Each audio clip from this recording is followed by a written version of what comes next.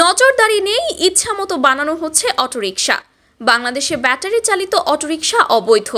ফলে এই অবৈধ যানবাহন যখন পাড়া মহল্লার রাস্তা পেরিয়ে মূল সড়কে একের পর এক উঠে আসতে শুরু করে, তখন এটা নিয়ে উদ্বেগ বাড়তে থাকে। দুর্বল নিয়ন্ত্রণ ব্যবস্থা কিন্তু দুরন্ত গতি। ফলাফল সড়কে বিশৃঙ্খলা ও দুর্ঘটনা। ব্যাপক সমালোচনার মুখে সরকার। গত এক বছরে অন্তত দুবার অটোরিকশা বন্ধের চেষ্টা করে, কিন্তু অটোরিকশা নিষিদ্ধের চেষ্টা প্রতিবারই ব্যর্থ হয়, কারণ এর বিরুদ্ধে বিপুল সংখ্যায় চালকরা নেমে এসেছিলেন রাস্তায়। সে সময় আইন শৃঙ্খলা রক্ষাকারী বাহিনী মূলত সড়কে অটোরিকশা উঠতে না দেওয়া কিংবা জব্দ করার মতো পদক্ষেপ নেয়। এতে ক্ষতিগ্রস্ত হয় চালকেরা। কিন্তু যেখানে থেকে অটোরিকশাগুলো বানানো হয়, সেই ওয়ার্কশপগুলোতে কোনো নজরদারি বা নিয়ন্ত্রণের ব্যবস্থা নেওয়া হয়নি।